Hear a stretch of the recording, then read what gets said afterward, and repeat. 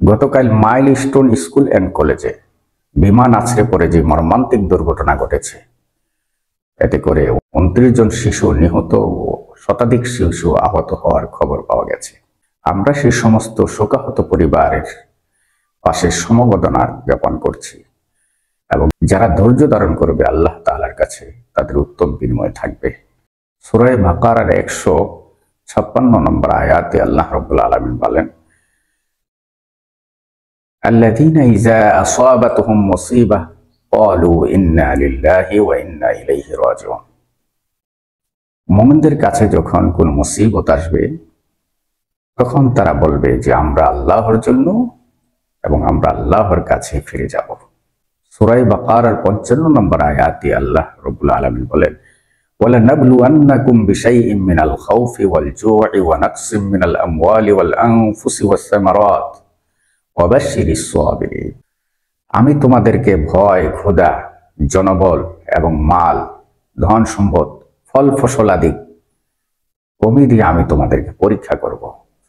ওয়া বাশশিরিস সাবিরিন, সুসংবাদ যারা ধৈর্য ধারণ করে তাদের জন্যই। আল্লাহ রাব্বুল আলামিন কোরআন এবং হাদিসের মাধ্যমে মুসিবতের সময় আল্লাহ রাব্বুল আলামিন তার দিকে ধাবিত হওয়ার কথা বলছেন। এই গতকাল এই ঘটনার দ্বারা যারাই এই ধরনের পরিস্থিতির শিকার হয়েছে, আমরা আশা করি তারা ধৈর্য ধারণ করবে।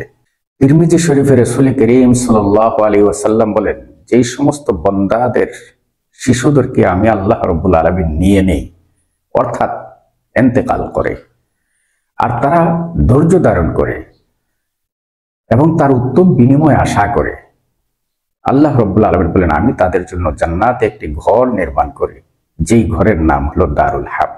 তারা সেখানে বসবাস করবে। মুসলিম শরীফে আল্লাহ নবী সাল্লাল্লাহু আলাইহি ওয়াসাল্লাম বলেন, যে সমস্ত বাচ্চারা শিশু অবস্থায় মারা যায়, আল্লাহ রাব্বুল আলামিন বললেন যে তারা জান্নাতে চড়ুই পাখির মতো খেলাধুলা করতে থাকে।